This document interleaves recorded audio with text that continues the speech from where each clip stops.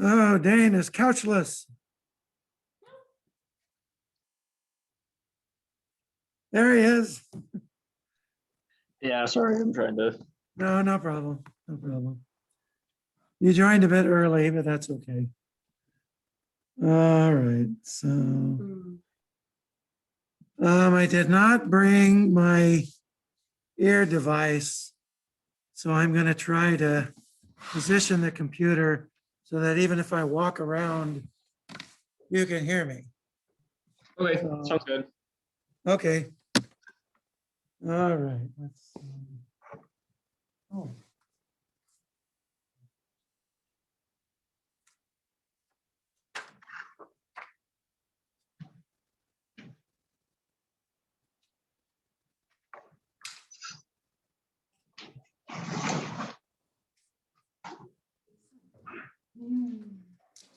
You know, it's funny because he was talking. He's like, "Oh yeah, do you know coffee?" I'm like, "Yeah, of course." He's like, "Yeah, come on." I'm like, "Wait, I met you before then." So you were just sitting in there one day when I was trying to print something. No, Levi. Oh, yikes.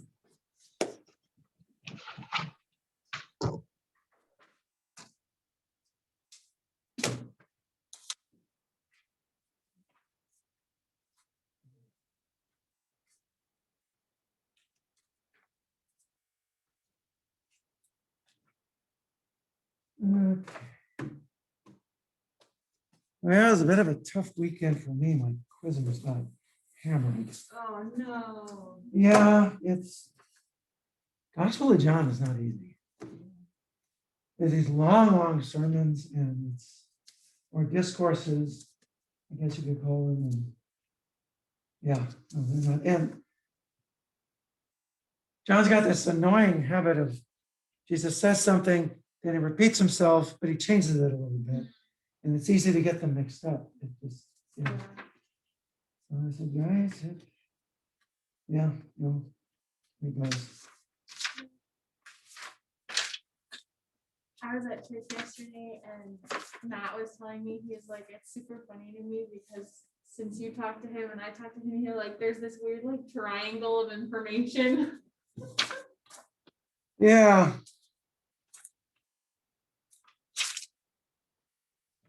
We live in a small world. We really do. We do. One of the other caretakers for the elderly couple, I like take care of is Rachel's aunt. Rachel's my roommate.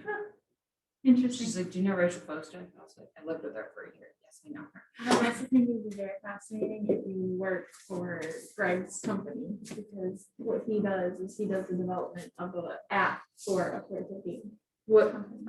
It's GT Independence. I don't know if they run out of Michigan or not, though. They're like main states are like Florida, North Carolina, but they're like they have a Michigan contract. Okay. No, we used. Oh.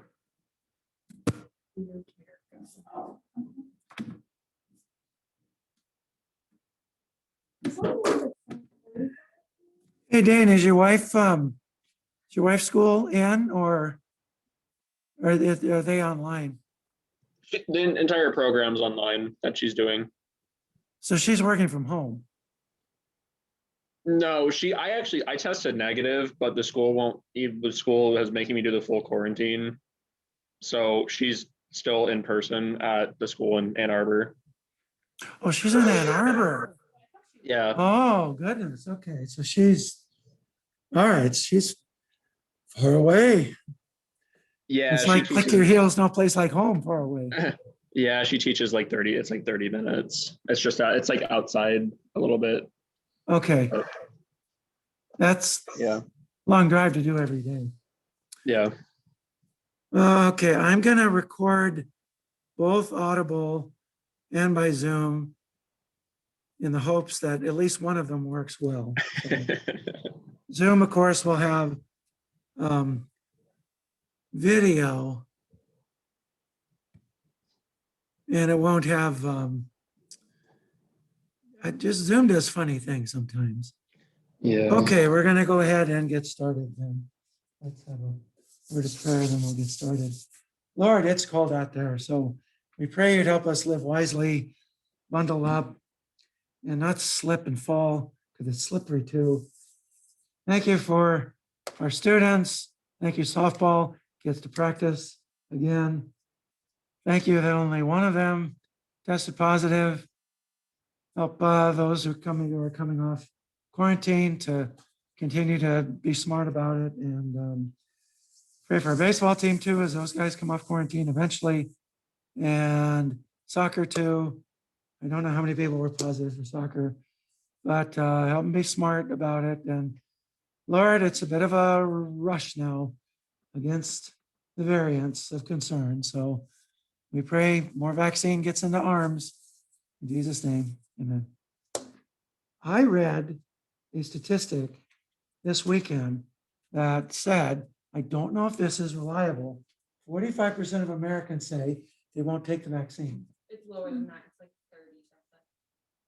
Yeah, that sounded high. Yeah. That sounded high. The statistics actually, they used to be that high, but they've changed. And it's now down to like 30%. Good. That's still 30 some odd is still high. Yeah. And it's not just an American phenomenon. It's that high in Germany too. So, And a percent of people say they'll only take it if they're required to by work. huh.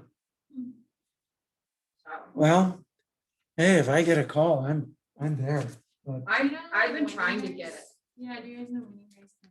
I'm supposed to be able to have it like. college professors are way down at the bottom of the list.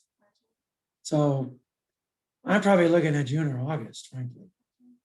I'm still trying to get mine. You should be vaccinated ASAP. I know. You should have been but- vaccinated yesterday. I know, but nobody will call me back. So I don't know what to do, like. Same thing. Hey, Dane, is your missus on the list get vaccinated? I would assume she's on the list, but she hasn't been contacted because I she's mean, my gosh, type 1 diabetic and a and teacher. a teacher. Yeah, no, I I know. mean, that's almost an unholy trinity. Right. It's only type 2 that are on the list. Oh, really? Yeah, they dock type 1s from the list. That's Good gravy. I know. I was pretty pissed about that. You should be. In fact, I'd be writing my congressperson and saying, what's up with this? Yeah, so it's only if you're a type 2 diabetic. That's frustrating. Well, we keep talking about that, we'll get mad, so let's not. So, I just know that I haven't even thought of trying because I know I'm not going to be on the list. Yeah, anytime yeah. soon. All right, let me back up.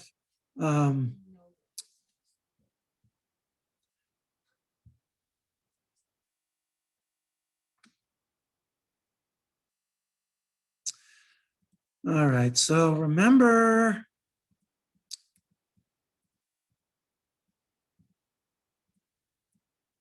Right. I want you to pay attention to how many times we lose a phosphate in this reaction. We seem to be losing phosphates pretty regularly. Same thing with the Calvin cycle. We tend to lose phosphates. So when you're fixing carbon, your inorganic phosphate concentration is going to tend to be on the high side. Now, why do I point that out?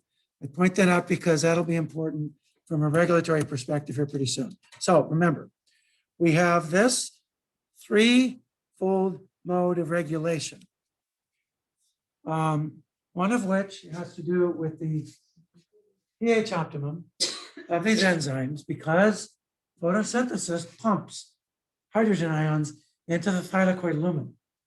The pH of the stroma goes up during photosynthesis. Therefore, most, not all, but most of your Calvin cycle enzymes will have an alkaline pH optimum. Secondly, most of them will require magnesium cofactors, and magnesium is released into the stroma during photosynthesis. And this graph, we went through that last time. And then there is the light-driven reduction of disulfide bonds. And when these disulfide bonds are oxidized, you have an enzyme that's inactive. When they are reduced, they're now active. And we have these 4 different enzymes that have cysteine residues. They form disulfide bonds in non-reducing environments. However, when you are photosynthesizing, you're generating reductant. You're generating NADPH.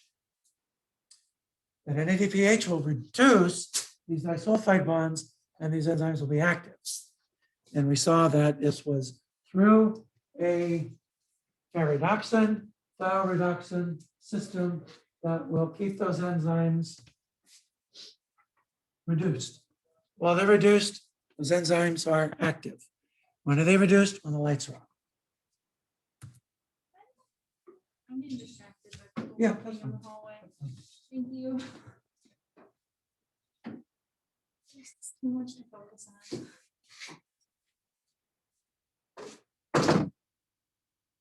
Little bit ADD, are we? A little. If there's people walking, I can't help myself. Okay. When I go to restaurants, they'll make me sit where like I can't see everybody because I'll just sit and watch. It's awful. Thank you. Okay. You're observant. Yeah. My mother was the same way. I'm not. Yeah, I get hyper focused and I miss stuff. My wife sometimes will give me one of these too.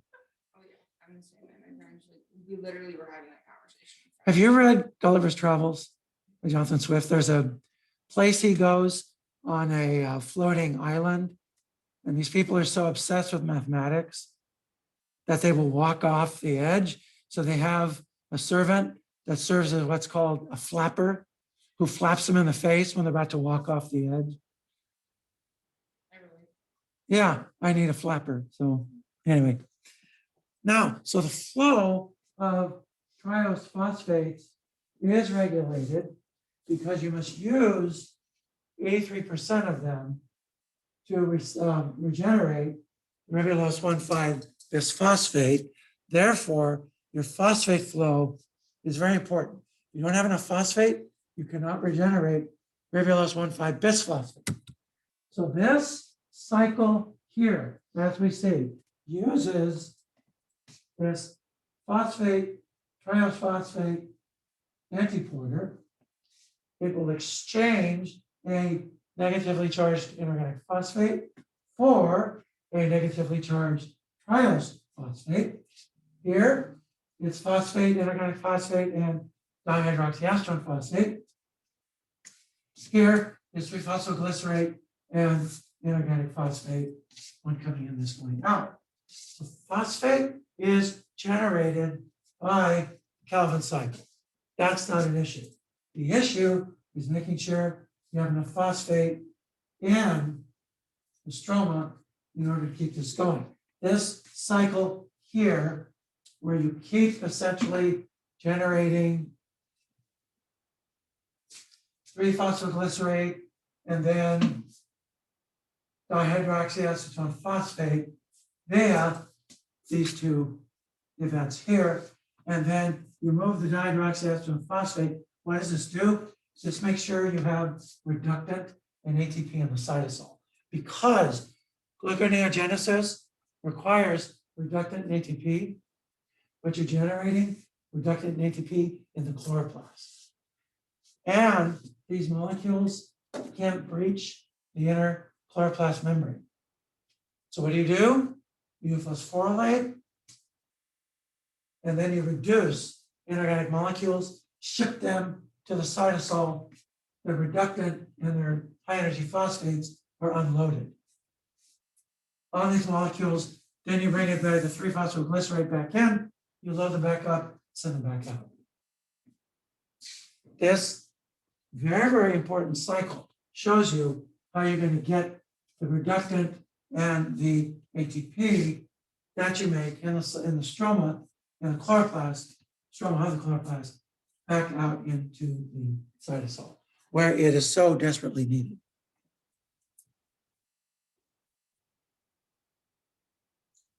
So these two reactions are just Calvin cycle reactions. They're also used as a pathway to get this back in. And notice you're using a lot of the same enzymes. They're just going a different direction. essentially.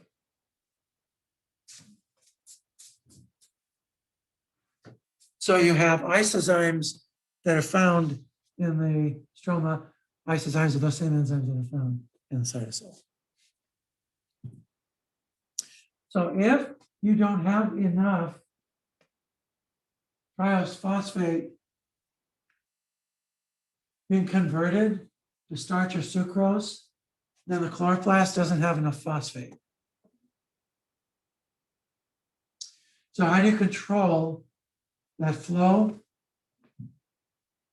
These enzymes here are going to largely control the flow of those triose phosphates into sucrose.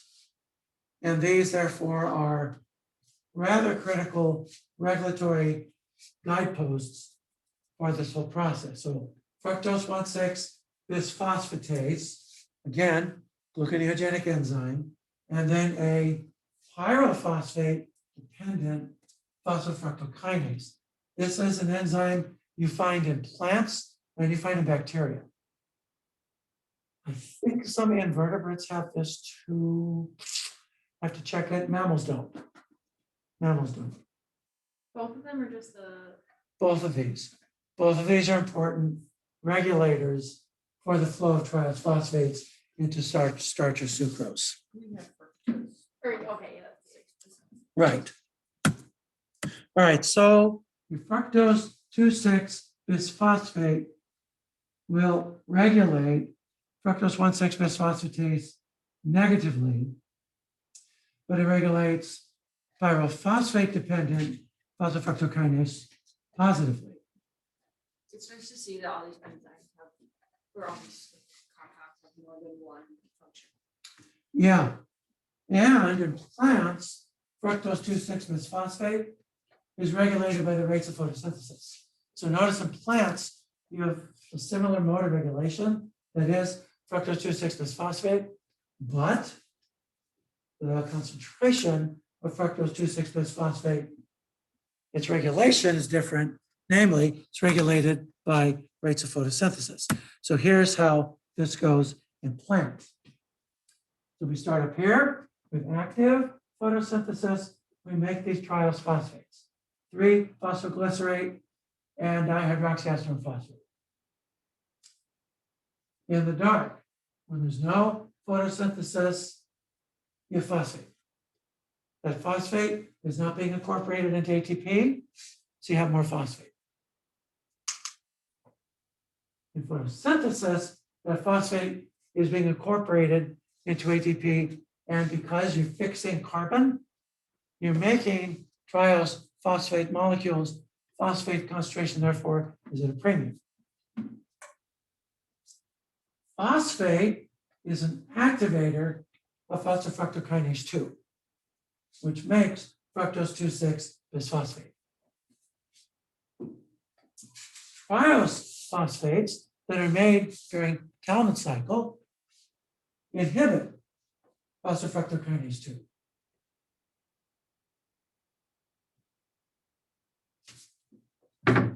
This is an enzyme, you can see, that makes fructose 2,6-bisphosphate. Fructose 2,6-bisphosphate, therefore, will be plentiful in the dark, because this enzyme that makes it is inhibited when the lights are on. In the dark, the enzyme that makes fructose 2,6-bisphosphate will be activated. Therefore, in the dark, this molecule is high. In the light, this molecule is low. Okay, fructose 2,6-bisphosphate inhibits the gluconeogenic enzyme fructose 1,6-bisphosphatase. That means in the dark, gluconeogenesis is shut down. In the dark, however, the glycolytic enzyme, pyrophosphate-dependent phosphofructokinase, is activated because levels of this are now high. Therefore, glycolysis is activated in the dark. Why does it say glycolysis with a downer and gluconeogenesis up there at the bottom? Because glycolysis takes fructose 6-phosphate and converts it to a triose phosphate, which is then used to make ATP and so on and so forth. Okay. Gluconeogenesis goes the other way, it makes its own. Okay, that makes more sense. I was Yeah. confused about the difference. So gluconeogenesis is activated in the light. Gluconeogenesis is inhibited in the dark. Glycolysis is inhibited in the light. Glycolysis is activated in the dark. It has to do, once again, with fructose 2,6-bisphosphate. But the regulation of fructose 2,6-bisphosphate synthesis and degradation are light regulated in plants, which is not too surprising. Not too surprising.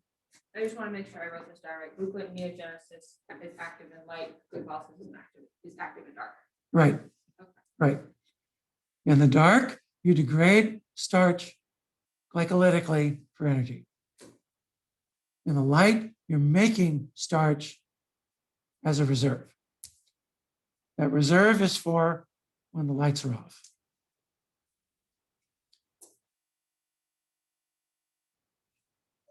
What were you saying about the triose phosphate? I missed that one. These triose phosphates, No, the very bottom. triose phosphate, glycolysis takes fructose 6-phosphate and converts it to triose phosphates, like dihydroxyacetone phosphate, glycerol di3-phosphate, so on and so forth. And gluconeogenesis is the opposite. It goes the opposite, it makes fructose 6-phosphate from triose phosphates. So your inorganic phosphate levels increase in the dark. You're not undergoing photosynthesis. You're not fixing carbon. There's more phosphate available. And then inorganic phosphate is going to activate the PFK2 part of this, and that will make more fructose 2,6-bisphosphate.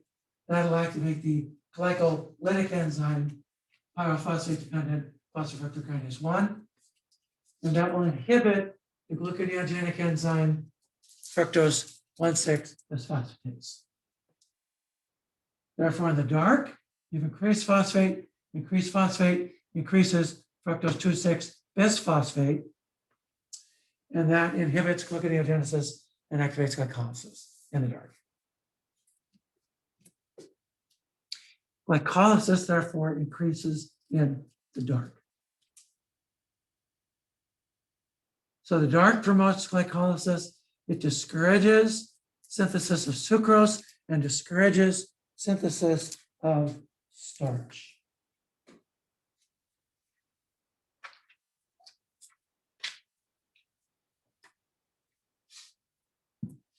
So sucrose 6-phosphate synthase is stimulated by glucose 6-phosphate, but it's inhibited by inorganic phosphate. When is inorganic phosphate high? In the dark. That means sucrose 6-phosphate synthase is inhibited in the dark. When is glucose 6-phosphate high? When you're making lots of sugar, when gluconeogenesis is high. When is gluconeogenesis high? In the light. Light, dark. That means it's stimulated in the light, inhibited in the dark. So we could take our pen or highlighter. We could go like this, inorganic phosphate. And then we could take the same pen and we could say,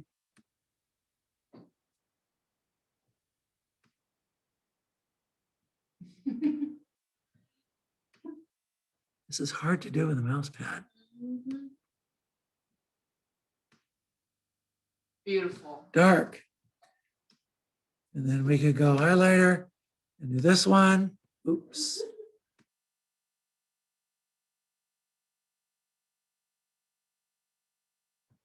And we can go back to our pen. We use a different ink color now. Let's use blue and do pen and say this one. Ah, it's the same color. Blue. There. This one we could say light.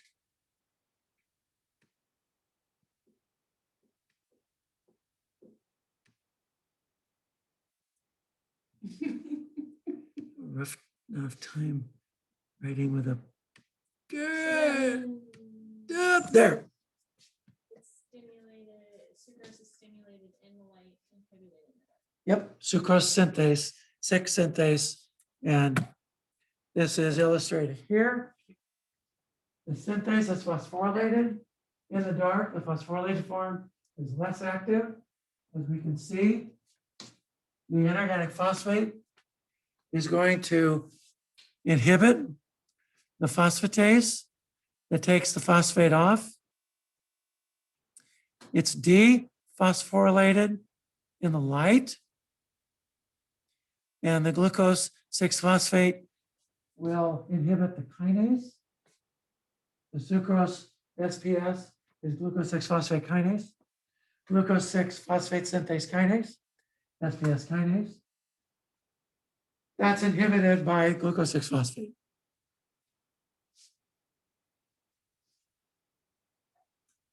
And when is this phosphatase less active? In the dark.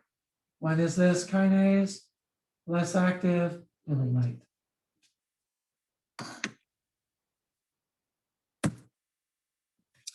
And then the enzymes that make the substrate for the starch synthase, the ADP glucose pyrophosphorylase, is activated by 3-phosphoglycerate. 3-phosphoglycerate is a Calvin cycle intermediate. So when is this active? When the Calvin cycle is active. When's the Calvin cycle active? In the light. It is inhibited by inorganic phosphate. When is inorganic phosphate high? In the dark. So it's inhibited in the dark and activated in the light. It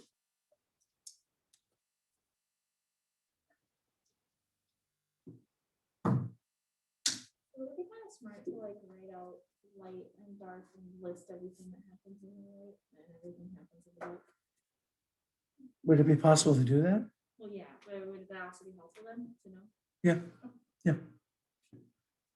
If you get low sucrose synthesis and you get a buildup, you get a backlog of 3-phosphoglycerate, that is going to activate starch synthesis to use up that backlog of 3-phosphoglycerate. That's why in a plant, if you take like Elodia leaves, you shine high intensity blue light at them, they will make starch very quickly because they'll build up such a backlog of 3-phosphoglycerate. And then if you grow them with a little bit of bicarbonate, so they have plenty of CO2, they'll make starch. Literally, you can shine the lights on them, come back an hour later, they'll have big, beautiful starch granules in them. So here is a picture from your book illustrating the regulation of ADP glucose pyrophosphorylase that makes the ADP glucose that is the substrate for the starch synthase. Again, inhibited by phosphate. Phosphate's high in the dark. Activated by 3-phosphoglycerate. When it's 3-phosphoglycerate, high levels in the light. All right.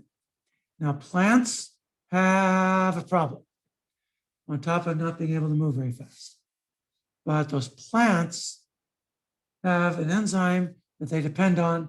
That enzyme is rubisco, but rubisco does not show an absolute substrate specificity for carbon dioxide. You can also use molecular oxygen. People have worked very, very hard trying to engineer versions of Rubisco that don't use molecular oxygen. And those, a lot of money's been dumped into this. Those efforts have failed largely. Because you remember the active site where the carbon dioxide can get in, and oxygen is just the right size to get in there. If you try to muck things up so the oxygen won't fit, it interferes with the efficiency of carbon dioxide as well.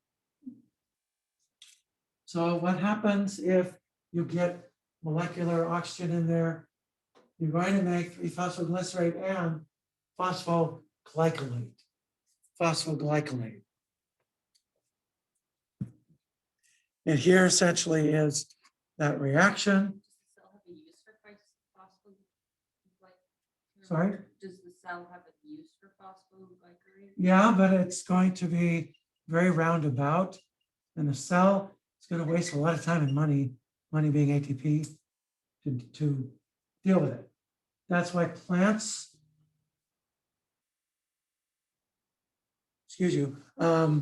plants essentially, plants use different strategies to decrease the amount of this process. This is called photorespiration. Photorespiration. And several different companies have worked very hard to try to cure plants of this problem. And it's not been very successful. So you, once again, make the enediol form. Then you get this enzyme bound intermediate. And then you get 3-phosphoglycerate, but then 2-phosphoglycolate. And this represents a major metabolic inefficiency of plants. So the plant now has to recycle the phosphoglycolate. And you have to incorporate 3 different organelles in order to recycle phosphoglycolate. So here's essentially how you do it. Use the mitochondrion, the peroxisome, and the chloroplast. Mitochondrion, peroxisome, and the chloroplast. Let's go through this.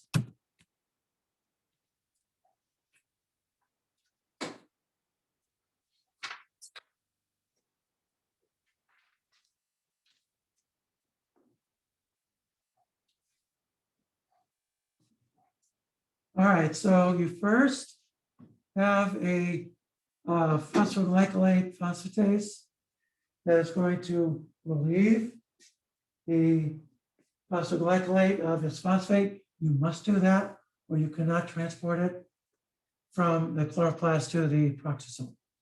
So you must make a glycolate. This phosphatase is an enzyme that is specific to the chloroplast. It's not, doesn't show absolute specificity for 2-phosphoglycerate, but it does the job quite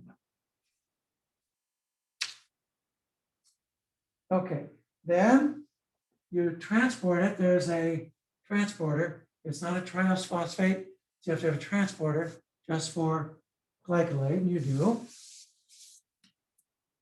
In the peroxisome, you're now going to use this glycolic acid oxidase. That and molecular oxygen, as you see, is going to oxidize glycolate to glyoxylate. Glyoxylate. Glyoxylate has an aldehyde. And this generates, as you can see, peroxide, but you don't care about that in peroxisomes because peroxisomes are loaded with catalase.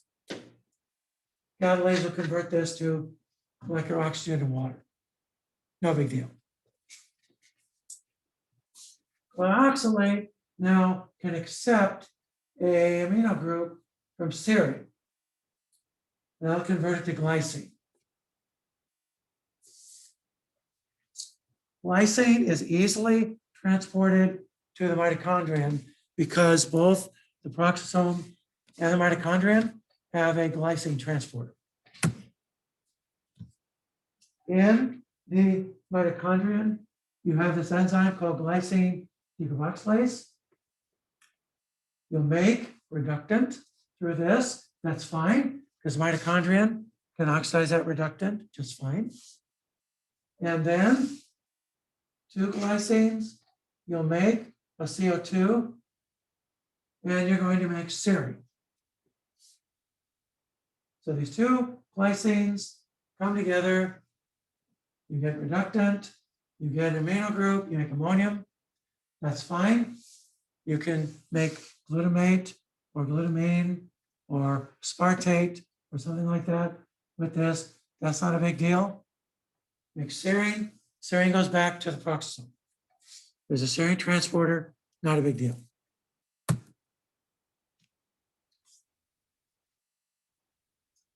The glycine decarboxylase is a very complicated enzyme. So it has these 4 different polypeptides. They're called P and T and H and L. P has a paradoxal phosphate. H has a lipoic. L has an FAD. You attach this to the paradoxal phosphate. This then will take its electrons and leave. That's a good leaving group. There's your CO2. This then will pass that to the lipoid. The lipoid, as you can see, will then give this back to the paradoxal phosphate. You have here a formaldehyde. Tetrahydrofolate. We'll take that. You'll give this up here. You'll send this then back to here. And it again is going to be oxidized. And then that is going to be the substrate for a reduction. Because you're going to take this, here's your reduction. This will then be used to essentially make a serine out of that. And then rinse, wash, repeat. This is a complicated enzyme. So all it's doing is basically turning glycine into serine. Well, yeah, it's taking this and then it's giving it to another to make a serine, then taking another. It's, yeah, pretty complicated set of reactions. All right, from the this then, because you give this to the oxide to make glycine, so you have a serine, glycine, transaminase, you make hydroxypyruvate. You then have an alpha hydroxy acid reductase that will then be reduced to glycerate, and then the glycerate goes back in, and you make 3-phosphoglycerate. That goes to the Calvin cycle. Man alive, is that a lot of work? All because it bound molecular oxygen, not CO2. They don't produce CO2 at some point, though. Yeah, releases the CO2 down here. So why does it grab oxygen instead of CO2? The enzyme doesn't have the specificity not to use oxygen. Because of its mechanism, it's not specific for CO2. Now, some plants have another way of getting around this. This strategy has evolved in 2 different, well, actually in several different lines of plants. So there's the crassulacean acid plants, then there are the grasses. So the grasses are monocots. Crassulacean plants are dicots. So 2 different lineages essentially use similar strategies. And what you do is you take the CO2 and you put the rubisco deep in the plant. So now the oxygen can't get to it, just the CO2 gets to it.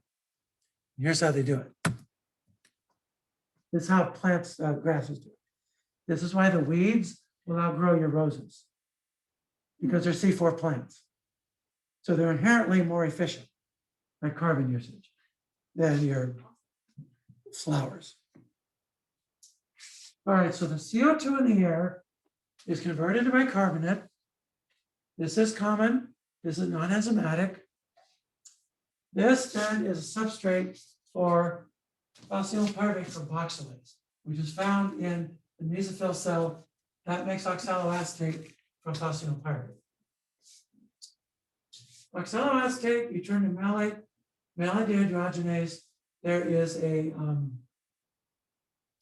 cytosolic lysozyme of that, no problem. Malate then will go through the plasmodesmata that connect these cells.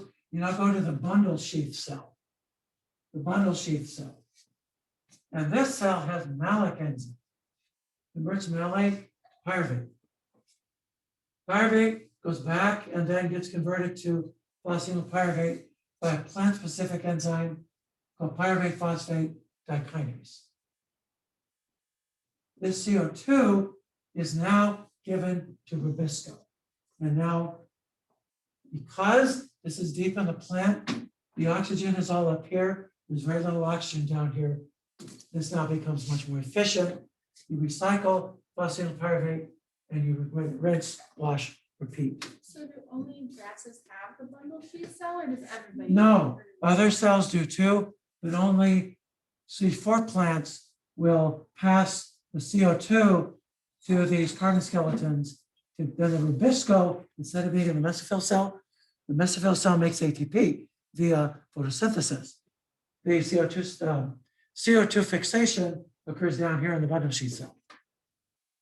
So what is the bundle sheath cell used for in other? The bundle sheath cell is found, it's the vascular sheath that surrounds the phloem. Well, what will be the phloem? That will send sucrose down the phloem to the roots, the non-photosynthetic tissues. And then the roots, of course, will take water, minerals, things like that, and send it up in the xylem.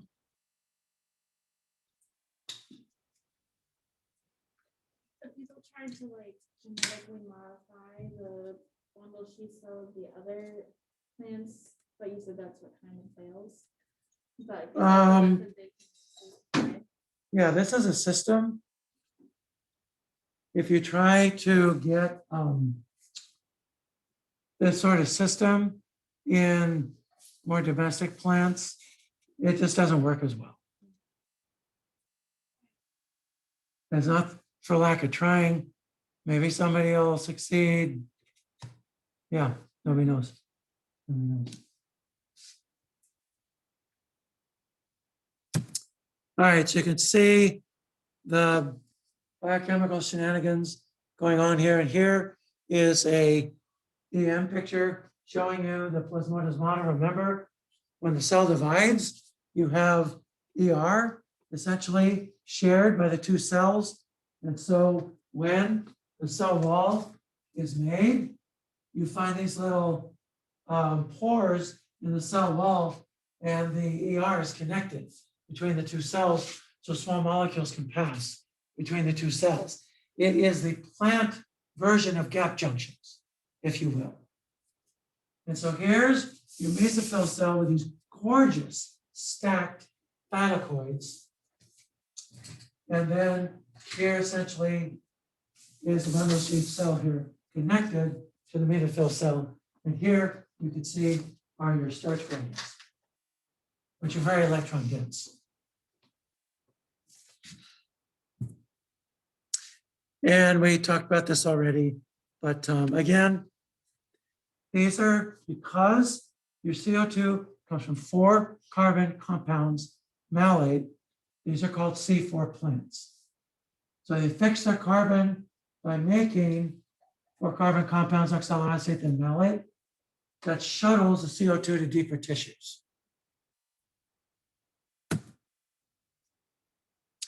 So you have higher short-term costs, but greater long-term benefits this way. And that's why C4 plants will outgrow their C3 counterparts. Hence, your weeds, which are grasses, will outgrow your flowers, which are C3 plants.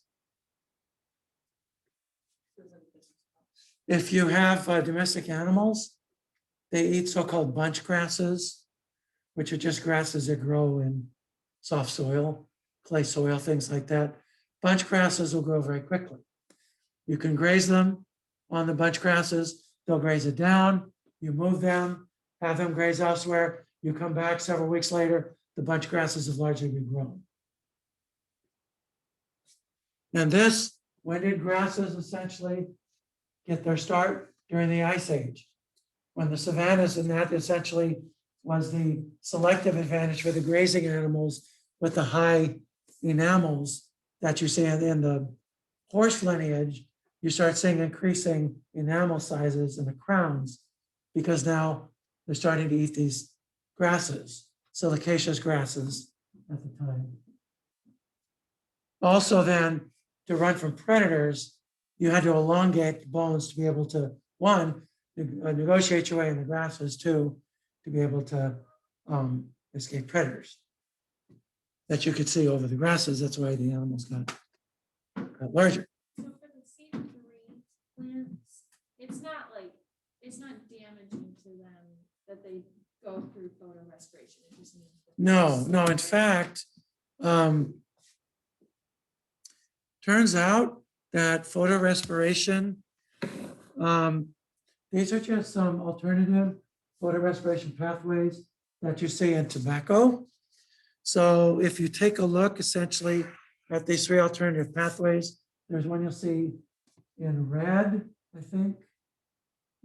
Oh, the colors don't look, well, there's the red number 1, and then number 2 is the dark blue, and then the light blue is number 3. And these pathways are introduced through genetic engineering into tobacco for more efficient recycling of glycolate. So this is the paper from Science. They used RNAi to suppress the native glycolate glycerate transporter to prevent glycolate from leaving the transport and entering the native pathway. The native pathway is in gray, by the way. So the pathway labeled 1, it converts glycolate to glycerate by using 5 different genes from the E. coli glycolate pathway encoding enzymes. Those include glycolate dehydrogenase, and they include glycolate carboligase. And then they also include the tortronic semialdehyde reductase. And then you have, there are 3 introduced genes that introduce glycolate oxidase, malate synthase, and catalase. Catalase gets rid of the hydrogen peroxide. And then AP3 that you see down there, you have introduced genes from the single cell alga Chlamydomonas, glycolate dehydrogenase, and cucurbita malate synthase. So you can keep this in the chloroplast, and you can essentially increase the efficiency that way. This does, at least in the laboratory, give you tobacco that seems to grow faster. You cross out this monkey business because you've given them genes from other organisms. This is in tobacco. Now, I don't know about you, I don't want tobacco that grows much better, but it worked in tobacco because tobacco, there's lots of tools that have been developed for tobacco, like this work in non-C4 plant. Well, corn is a C4 plant. Cereals are C4 plants, but something like potatoes or squash or rice is a C4. Rice is a grass. But yeah, you get the picture. Are there any benefits of photorespiration? Yeah, there are. It turns out it regulates certain genes. So plants essentially evolved with this, and they made it a part of their biology. So it's deeply embedded in the gene regulation even of the plant. Are beans C3 or C4? Beans are C3. So yes, you could potentially engineer beans. C5, the soybeans are nitrogen fixers too. Very good.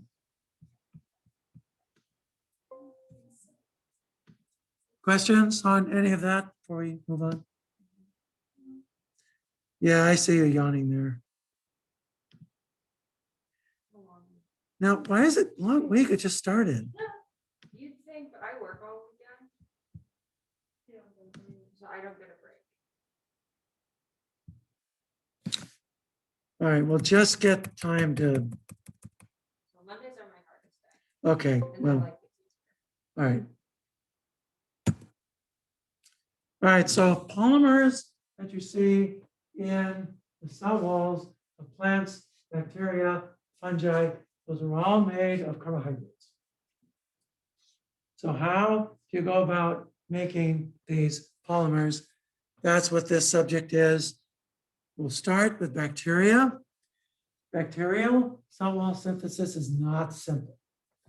Let me just give you a heads up warning. It's not simple.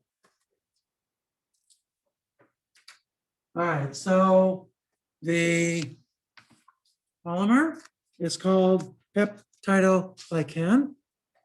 It is a repeating heterodisaccharide to which amino acids are attached, and then it's highly cross-linked. That's what gives it its high tensile strength.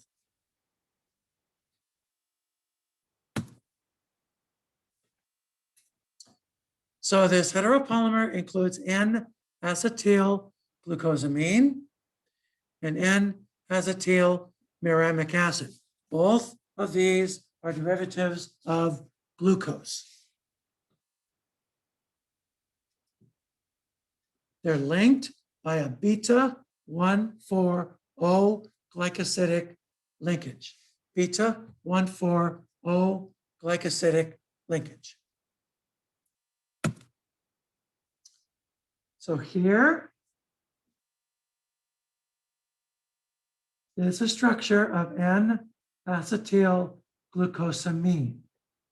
So put an OH here, you have glucose. Add a nitrogen, you have glucosamine. Stick a acetate on there, you have N-acetyl glucosamine. Now, does this look kind of familiar to this? Yeah, you have an extra group right here. This is a lactic acid group. Is that coming off that hydrogen? Is there a carbon in it? It's bonded to this one right here. So 6, 6, 5, 4, 3. Bound to carbon number 3. And that, so essentially, you make this N-acetyl muramic acid from this, and you make this from glucose. So both of these are made from glucose. And N-acetyl muramic acid is made from N-acetyl glucosamine.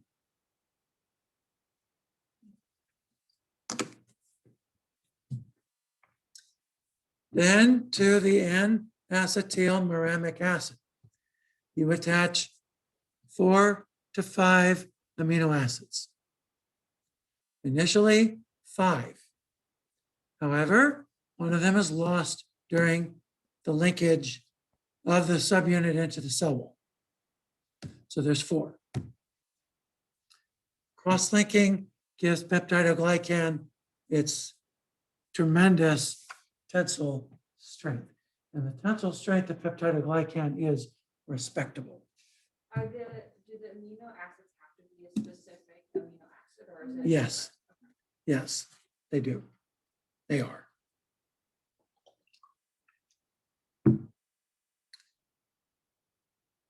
They're often species specific.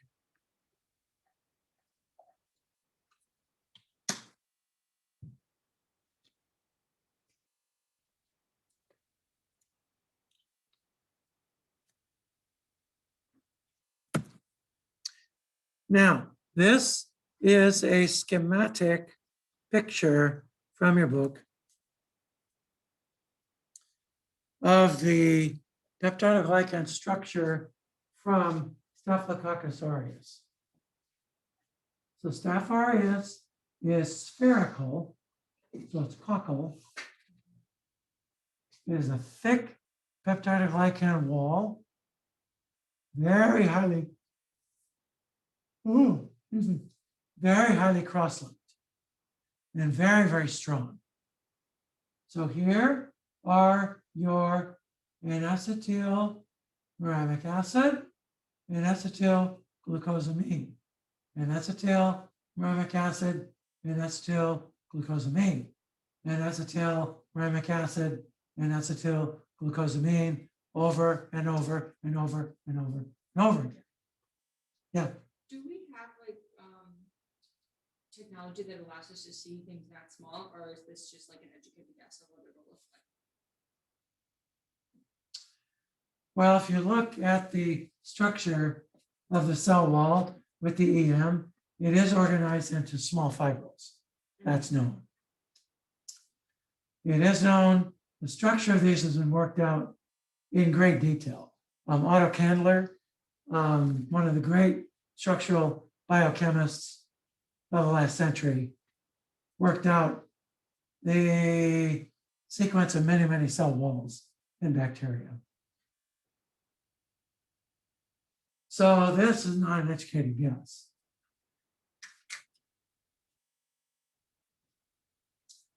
Now notice the 4 amino acids that are attached to the N-acetylmuramic acid. There is L-alanine, and then D-glutamate, D-glutamate. Then there's L-lysine, and then D-alanine. This is one of the few places in nature where you have D amino acids. Then you have between these stretches of amino acids a pentaglycine bridge. That's unusual. You don't tend to have that in other bacteria, but you do in Staphylococcus. A pentaglycine bridge. This amino acid polymer is not made on a ribosome. It's not made on a ribosome.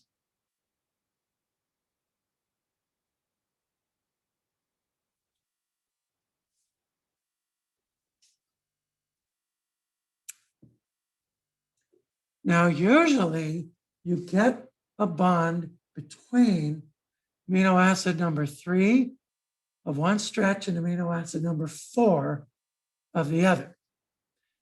That's very common. So amino acid number 3 is usually lysine, or it's another amino acid called mesodiaminopamellate.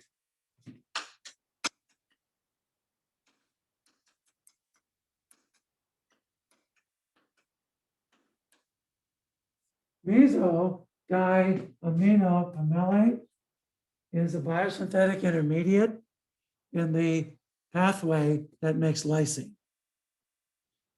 In fact, this is just before you make lysine. You said it's an intermediate. And they're right, in the bacterial pathway that makes lysine. Because the lysine biosynthetic pathway in bacteria is different than in fungi.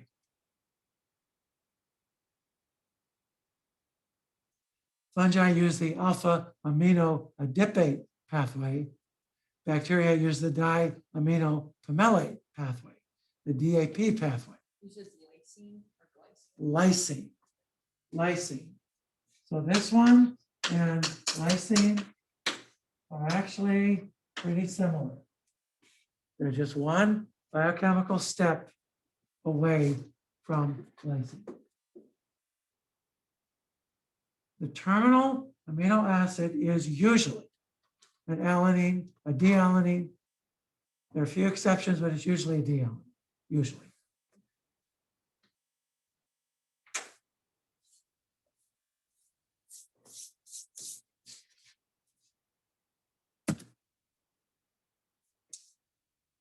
All right, so we begin with the construction of UDP and acetyl glucosamine. And here's how you do it.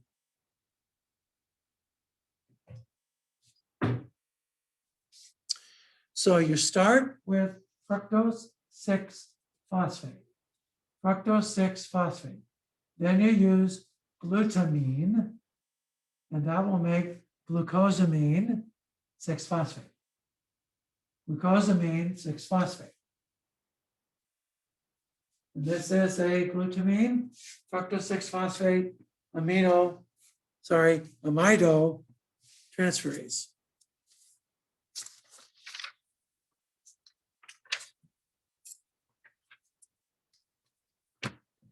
This is the product of the glim.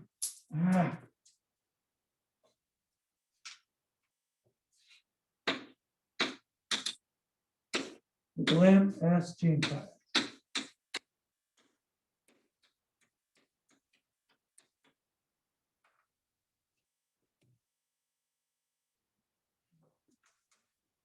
This chart now gets turned into a diagram.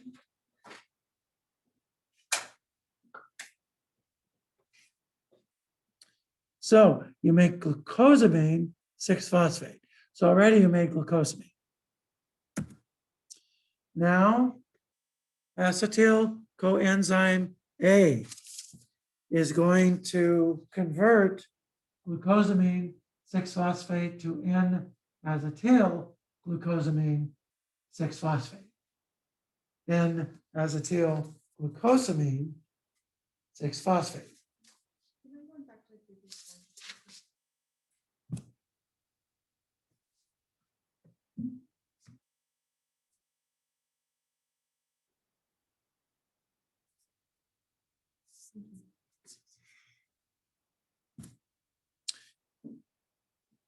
Then you have a mutase that takes the N-acetyl glucosamine 6-phosphate and converts it into N-acetyl glucosamine 1-phosphate. Now, why does it do that? Because it wants to make a UDP N-acetyl glucosamine. To do that, the phosphate has to be at the number 1 position. So you have essentially a N-acetyl glucosamine 6-phosphate mutase.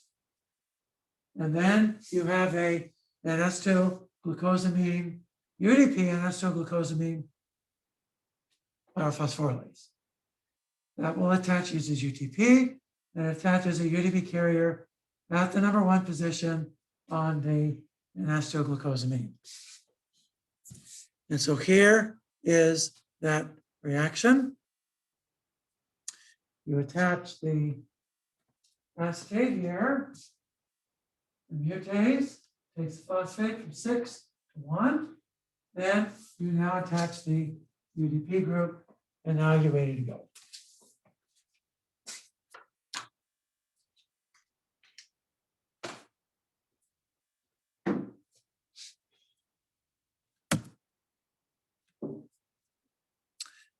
All right, so there is the, oh goodness, we're out of time. Okay, we're out of time. We'll pick this up on Wednesday. Lab this week, we're just gonna run the gels. You guys know how to run gels. I'll get everything out and just let you guys do it. And we'll see what we have. That's really all we're doing, yeah.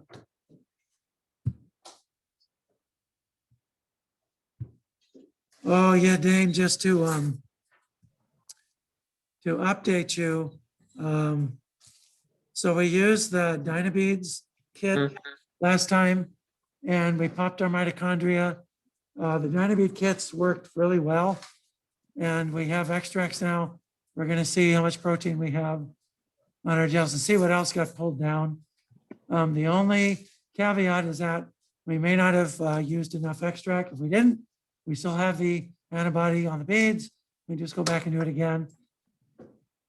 And that's what we'll do. Okay, That's what we're sounds doing. good. We're running them on a gel this weekend. So, All right. do you have any questions before we sign off? Nope. Okay. All right. Thank You you. will. Yep. Bye. Ciao. Thank you.